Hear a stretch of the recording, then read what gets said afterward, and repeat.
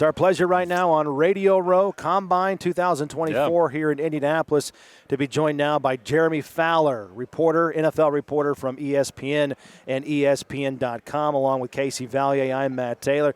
Jeremy, a pleasure. Thank you so much for squeezing us in here. Of course, thanks for What are you having me. tracking so far? I'm sure your battery on your phone is dwindling as the storylines continue to pop off here. So what's most intriguing thus far here at the Combine? Yeah, just roaming hallways, just trying to catch up with whoever I can, team people and agents and media, and it's fun. You see old friends, and it's just it's kind of the official start of the league year. That's what it feels like, and just trying to get ready for free agency.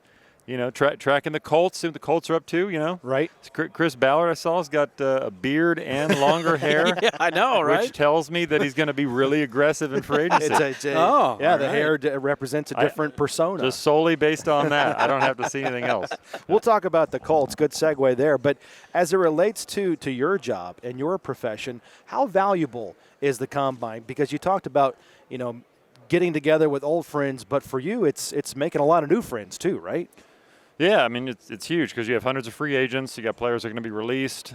Of course, the draft, but for me at least, the draft's sort of secondary right now just because you're trying to get ready for all the signings, and then, the draft will come. This is more an introduction to the draft for me. Yeah. Kind of doing some legwork there. But, yeah, it's invaluable because you can run into a lot of people. You can have meetings all over the campus of the convention center and hotel lobbies, and that's where people meet. That's where team cap guys meet with agents and GMs. This stuff happens. And it happens fast. And and sometimes a player agent might walk away from a meeting, know their player is getting franchise tag now, and they didn't know that before. Like, there's just a lot that can go down in short order. So, it's exciting. It's funny you say that because that's typically what I always kind of relate the Combine to. It is kind of the start of the new year, and I mean, clearly there's always things that are happening. And over the last couple of days, we've seen, the franchise tag window. You got about a week left. There's still a handful of things.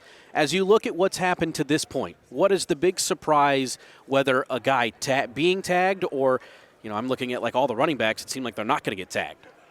Yeah, it looks that way. You think of Michael Pittman with Indy. I do expect he'll be tagged, but they're going to kind of try to work out some talk, see if they can shake out a long-term deal. If they can't, I think they'll tag him. I don't know for sure, but that's my sense. We'll see what they do. Chris Ballard moves pretty cagely sometimes. You can't quite pin him down. So they haven't used the tag traditionally, so that'd be different. Right. Sure. But, several players will get it. There are too many pass rushers and good defensive tackles that probably are good value at that number, so the teams will just go ahead and do it. Now, with the salary cap going up from just a wide range, how drastic do you think that's going to change the way teams are viewing certain players at this time tagging and then also as free agent comes here in the next couple weeks? Well, certainly it gives more flexibility, especially with so many teams over the cap right now. Right. They got to sort of slice some salary and restructure some deals. But I don't know that it changed the team plan that much because there's always that same song and dance where the agents say, the cap went up 20% or whatever it is, so you got to pay us more, and the team's like, well, not really. And right. They'll probably spend a little bit more, but they also might release less players. Like I could see that being something, where the guys that would normally be a cap casualty might not be, or they can afford to hold on to a player that they still value. So there's going to be a lot of action regardless, but that extra $5 or so million from where teams thought it was going to be is something that could get a deal on a big money player over the top. Yeah, there's a lot of studs within this wide receiver free agency class, including Michael Pittman Jr. to this point, not re-signed, hasn't signed a franchise tag as we sit here and talk right now. Difficult question. I know it's tough to say, but just in your sense, what would hypothetically Michael Pittman Jr.'s free agency look like if he's not tagged by next Tuesday, as we sit here and talk now? Yeah, well, we've seen the wide receiver deals go up in recent years, and you got a lot more coming. You got Justin Jefferson, CeeDee Lamb.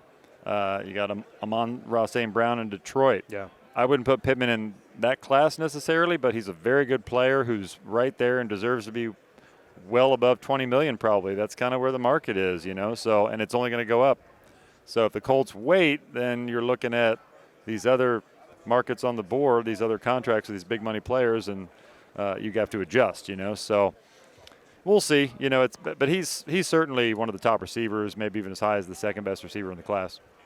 Now, we talk about quarterbacks, especially looking at this draft, and there's a handful of them, but we've talked about all 2023, it seemed like it was the year of the backup quarterback, and a guy who played a lot of that was Gardner Minshew here with Indianapolis. What do you envision his market being when you look at free agency with the depth of the draft? And teams are always going to be quarterback needy, I think even more now, seeing how reliable you're going to have to be if you're going to try to win some games late, because it seems like quarterbacks are getting hurt more and more, and the backups are being asked to do a little bit more.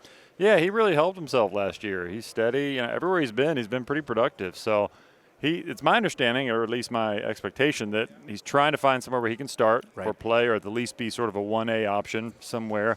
I don't know yet whether that's going to exist, because there are only so many seats. Yeah. And you have wild cards like Justin Fields, Russell Wilson, some of those options, Kirk Cousins if he gets free.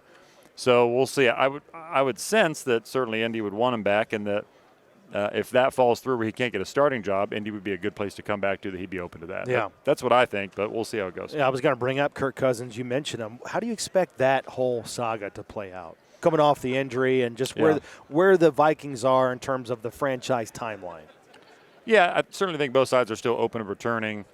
The Vikings have to decide, are we comfortable with the kind of guarantee structure that he's had in the past? I don't know that they are, but that sort of makes it clear-cut. If they're comfortable with something close to that, then the deal should be pretty easy to get done. But he's used to that. If not full guarantees, then close to it. And that becomes a bit of a sticking point. So, I think they want to do it. They realize he's played really good football there. But I'm certainly not putting it off the table that he's going to be open and be able to sign with Atlanta or somewhere like that. I do think that's on the table just because of all the dynamics. And this is a team with a new regime, or relatively new regime, that's trying to build the team in their image. Yep. Does that include paying Cousins, $45 million a year? I don't know that I'm there yet. We'll see, though. Now, we've seen the decline of the priority at running back in the NFL. And then you look at this free agent class. I mean, it is the who's who when it looks at running backs. Yeah. How do you envision all of that shaking out? I mean, you've got guys like Derrick Henry, who arguably over the last 5 years has been the best running back, and you look at just timeline. I mean, maybe you look at that 5-year stint, maybe the best in NFL history, and then you look at some of the other guys, Saquon Barkley, Josh Jacobs. I mean, these top-tier running backs. How do you see that all shaking out, and where is that price point, do you think? Yeah, I'm trying to figure that out. I mean, certainly some of those players are worth more than $10 million a year, especially Saquon, and Derrick Henry's a little bit older, but Josh Jacobs, those two are sort of still in their prime for the most part. And I don't know if they're going to get there or not. It's been tough the last 5 or 6 years for running backs, and there is a supply and demand issue because there are a lot of good ones. Even look at DeAndre Swift, 1,000 yards, Pro Bowl. He was real cheap, yeah. He's one of 6 to 8 really good ones out there, So that's kind of the problem a little bit. Yeah, I still feel like Saquon's unique enough, and even unique enough to the Giants because they don't have a lot of playmakers there. That they can get something done at a reasonable clip. But I don't think it's going to be $13, $14 million. I just have a hard time with that. Jeremy Fowler is with us, NFL reporter from ESPN and ESPN.com. This is about you. What is free agency like for you? When the bell goes off on March 13th, 4 o'clock Eastern, where are you, and what is life like for you at that point? So it's really just on the phone, texting and calling, going through my list over and over. Right. Circling back with people I had laid groundwork with, and just trying to see what shakes out. It's madness for sure. Yeah. Because there are hundreds of guys. So you try to prioritize too. You lean on the people you know well and the sourcing you have, but I never know what to expect. I'll put it that way. Is it an enjoyable time? Fun time? I definitely wouldn't call it enjoyable. It's part of the job, right? Necessary evil. I like free agency the best, though. I like it better than like the coaching carousel. Yeah. I just, because there's so many possibilities and things go really fast. Like in January and Black Monday. The movement is crazy fast, so it is exciting in that way. It's just a lot of work, but it's rewarding too. Yeah. So. What is the most non-enjoyable part of the NFL cycle? We start playing games, and then, of course, we get to the playoffs. Then it's the draft cycle. Then it's the combine, free agency. Is there any part of the NFL cycle that you enjoy the most or enjoy the least? I would say, the calendar is getting tighter, which is tough. There's just not a lot of every month or something, right? Even like it used to be kind of a teacher schedule, you'd have the June, summer, June to August, and now it's like mid-June to mid-July is it. You know, and even that's going to probably tighten. So Right. not a lot of pockets. You know, it's even hard to vacation after the season because you got the combine right abutting it. So that's kind of a drawback, but could be a lot worse jobs. You know, certainly. Right. I Could have a real one. I get to be out and about, walking around, talking to people, and watching football. And so it's certainly the pros outweigh the cons for sure. Last one, Russell Wilson in Denver. Where do you expect him to be playing next year? And has the book been written on Russell, considering the fact he couldn't make it work with Sean Payton and what's left in that regard? Well, the book has been written, but that doesn't mean he can't be a starter somewhere. I mean, the sense I get talking to teams is that he can still be a serviceable starter. Maybe not a high-end starter, but 32 of them. He's probably one of 32 still. Yeah. Mm-hmm. And, you know, depending on the Justin Fields Chicago thing has to shake out. That has to be the first domino because Chicago's under control here. Yeah. You know, they can dictate terms. They probably want to do right by Fields if they are going to pick a quarterback at 1 to move on from Fields relatively soon. Mm-hmm.